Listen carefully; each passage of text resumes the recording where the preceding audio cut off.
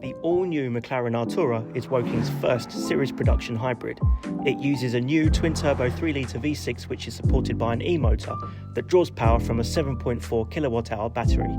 The combined outputs are 671 brake horsepower and 530 foot-pounds, which means it will do 0 to 62 miles an hour in 3 seconds, 124 miles an hour in 8.3 seconds, and 205 miles an hour flat out.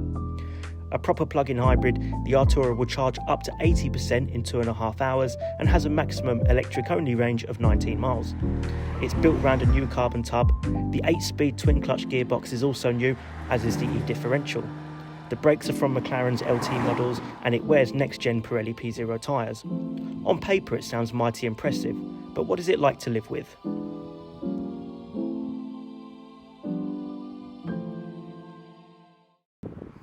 So do you guys remember that a few months ago we went to the McLaren Technology Centre to take an Artura for the day and do a bit of road testing? Well, now I've got the keys to one for the next 4 days so that I can live with it and see what it's actually like over a few days, not just a few hours. So the first thing we're going to do today is I've collected it from Woking, I've driven a couple of hours, we've come to this GridServe charging station, and now what we're going to do is we're going to try and put some electricity back into the Artura because I've run the battery all the way down to around 1%. So let's go and do that and see how it goes. So the cable's in here, there we go.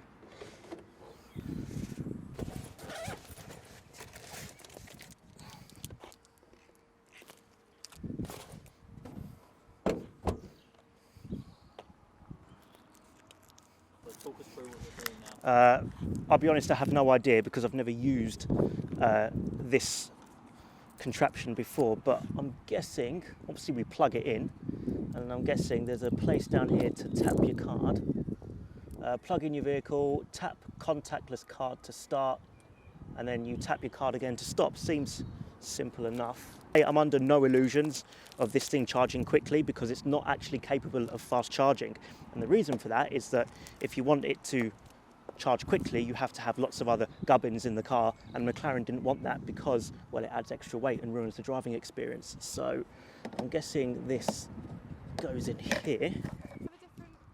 I hope so. That part goes into the car, so. Right, back to the front we go. That I've cocked this up already. So it's the same as the domestic charger. So you'll have that one which you'll plug in at home, and then you'll have one which has load adapters. I might have an adapter. Oh, yeah, if you do, please. Yeah, that'd be great. Thank you. Basically, cut a long story short, I don't have the right lead for charging. This is for, where is it? So this end wouldn't fit in there because this is actually going, or supposed to go in the car, and then this goes into your plug socket at home. So you can tell I'm a bit green when it comes to this. Yeah, excuse the pun. Plug in. Okay. So that's what you plug into the car. Okay. So if you take that one. Sure. Yeah, but then that just plugs in there. So that one's type 2. Yep. And then you just tap your card on the printer machine. Starting. Good. Perfect. So it'll probably take a while to charge up. So there's a WH Smith there, a Costa and an M&S food. So maybe we'll get some lunch. So we've got time to kill.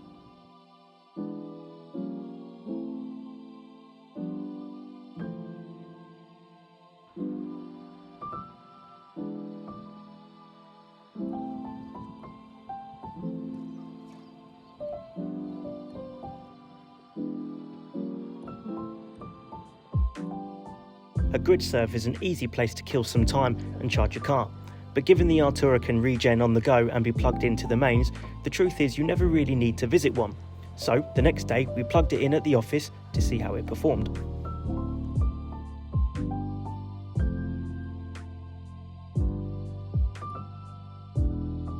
So what I want to do today is show off the practicality of the McLaren Artura. And as you can see, plenty of space here for a weekend bag, or in this case, plenty of space for the latest issue of Redline. And these, not only can they be found here, but they can also be found on the shelves of WH Smith High Street and Travel, or you can buy them from our website. But also the Artura has a parcel shelf behind the seats. So there's also room for more baggage behind here. Come and have a look. Don't know if you can see that in there, but we've put some bags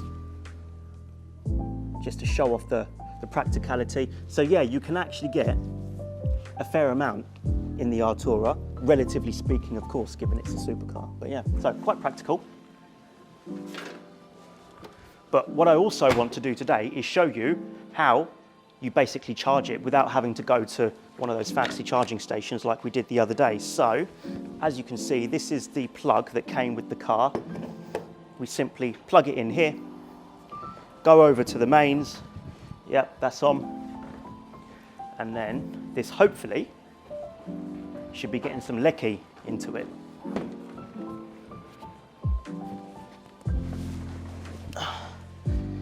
As you can see, there we go. So we've got 58% battery in there already, and it's just adjusting the charging time, 4 hours, 6 minutes, 4 hours 2. So yeah, it's varying a little bit, but it reckons plugged into the wall socket here, it's probably going to take around 4 hours to charge the rest of the battery up. So really what you would do is you would charge this overnight so that you've got full range available in the morning, and then just take advantage of the hybrid motor. So yeah, really clever. Or you can take it to one of them charging stations like we did the other day. So yeah, as you can see, quite practical. Charge it up overnight, and then you get all the benefits of having a hybrid. So, bit of a charging update for you guys. So when I plugged this in about an hour ago, it had 57% battery in it, and it said 3 hours and 46 minutes to top it up. We're an hour in and we're already up to 75% and down to an hour and 38 minutes. So it's actually charging quicker than what the car originally calculated. After proving how practical and easy to charge the Artura is, it was time to hit the road for some proper road testing. So I've now been driving this Artura for 4 days, and in those 4 days I have done a lot of miles. I've been from Woking to Essex, up to London a couple of times. I've just been all over the show. I've had a really busy few days in this car, and it's given me a really good opportunity to live with it and see what it's like, because when I drove it last year, I had a few hours with the car, and now I really have the opportunity to understand what this thing is like. Compared to many of the other McLarens that I've driven, this new Artura is by far the most refined car that I think I've tested so far. So it's just generally a much nicer place to be. The build quality is better. The quality of the materials is lovely. They've updated the infotainment system. It's just a really nice place to be. In terms of ride quality, so it doesn't quite have the magic carpet ride of previous McLarens, but still, certainly when you're in comfort mode, which is what we're in at the moment, it's really, really well damped. It's only when you're in track and you're on a particularly bumpy piece of road that it starts to get a little bit jittery. But other than that, ride quality is lovely. Overall refinement's great. There isn't a huge amount of road and wind noise that makes its way into the cabin. You could daily this car. Previous McLarens, they've been great. Would I have wanted to have dailied them? Probably not. Would I use this every single day? Yeah, I think I would. The only other car that I've driven in the McLaren range that I would happily use every single day is a GT, and that has been built purposely as an everyday supercar. So yeah, I mean, even the hi-fi, the Battles and Wilkins hi-fi, the best audio system I've heard in a McLaren, period. So yeah, as a usable everyday supercar, this is right up there. But the big difference between this and previous production supercars from McLaren is obviously the electric motor and the effect that it has on your day-to-day driving experience with the car. So this is, for a supercar, a ridiculously economical car. When I picked it up from Woking and I brought it back home, I averaged 30 miles to the gallon on the way home. I don't usually talk about economy figures in supercar road tests, but 30 miles to the gallon in a car with 671 brake horsepower is a joke. And yeah, I mean, I used bugger all fuel on the way home. And another benefit of the electric motor is I've just rolled into a town, and if I pull this paddle here, I slip into electric only mode. Look at that. And now I'm not pissing off anybody as I drive past. I'm not making loads and loads of noise. I'm certainly not using any fuel, which is great in traffic, because stop start traffic can ruin fuel economy. And if you just pop it in electric mode, problem solved.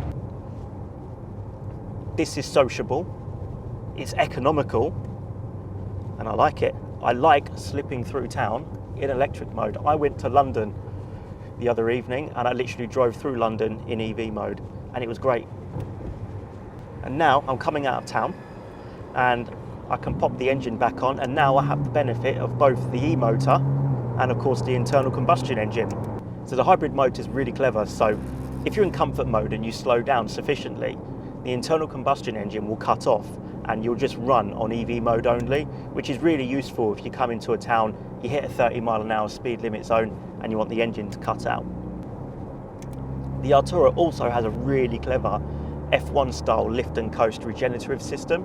So the battery will regenerate while you're on the move, and one of the upshots of the lift and coast system is that because the regeneration isn't done via the brakes, you also get really good pedal feel in the car. But if you want to start recharging the battery on the move, then all you need to do is go to this little sub-menu here on the instrument binnacle called Hybrid Battery Charging. Pull this little stalk down here, select Target Max, and the battery will start recharging while you're on the go.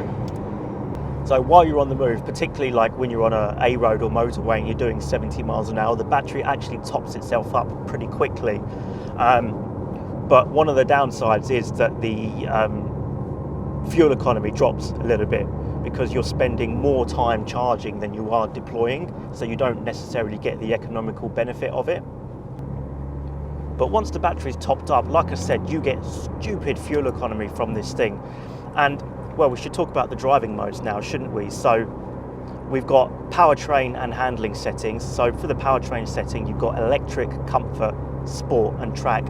And for the handling setting, you've got comfort, sport and track. Now, let's skip over sport. When we go into track,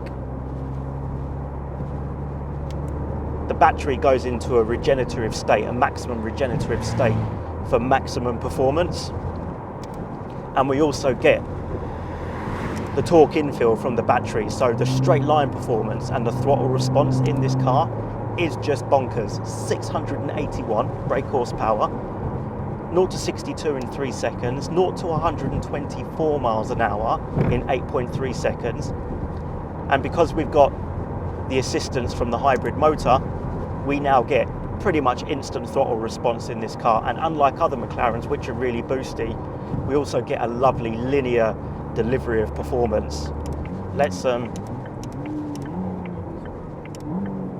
sample this, shall we? This road's a bit bumpy, but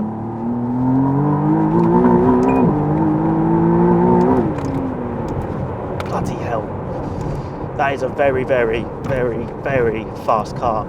And I know that piece of road, that's a very bumpy bit of road. And the fact that that's getting all that power through the rear wheels relatively cleanly on a bumpy piece of road like that is just outrageous. I don't know how McLaren do it, but that's silly. And on a twisty road like this one, I mean, McLaren, they've done a proper job here. The steering, as always in McLarens, feels fantastic. Beautiful hydraulic steering, changes direction beautifully, this car. Carbon ceramic brakes, they're strong, but they're also lovely and progressive as well. Everything that we've come to love about McLarens over the last sort of 10 or 12 years since they've been producing production road cars is present and correct in the Artura. The gearbox, this new 8-speed gearbox, needs to be snappier. I still think there needs some recalibration here just to make the shifts sharper. I don't know whether they're leaving more room for a faster model like an Artura LT, maybe. But yeah, it's not as quick as the old 7-speed twin clutch gearbox, but I mean, it's still pretty fast. I mean, don't get me wrong, I'm not complaining about slow shift speeds here. It's just not as crisp as I think it could be. But other than that, this thing still absolutely demolishes a British B road. In terms of actually living with one of these, I dare say McLaren have done a proper job here. I think, and I've driven a lot of McLarens now, I think this is probably the most complete road car that they've made. Just because, I mean, first of all, the tech, how they've managed to get the internal combustion engine and the electric motor working this harmoniously together in a usable day-to-day package, for me is the big win here. You know, you get improved throttle response, you get improved performance, but you also get improved economy, and it's just a little bit more sociable as well as a package. I really love this. I really think they've done a proper job here. I still think the transition from internal combustion to electric motor only needs a little bit of work. Sometimes it sort of thuds a little bit between one and the next. So McLaren definitely still need to smooth that out, but relatively speaking, that is a very small criticism when you think about how well-rounded this package is. And this really bodes well for future hybrid McLarens as well. We know that when the 750S is eventually replaced, that car's going to be a V8, a hybrid V8. So, yeah, I think McLaren are onto a winner here. They're on top of their game. This is a fabulous car to live with and to run and just to generally use. Yeah, good job McLaren. I love it. And in fact, it's going back to Woking a little bit later on today. And even though I've had plenty of fun in it the last 4 days, I wouldn't mind some more time in this car actually. Yeah, a bit sad to see this one go back actually. So yeah. Anyway, thank you for watching as always. If you like the video, please subscribe to the channel and give the video a thumbs up, and hopefully we'll see you in the next one.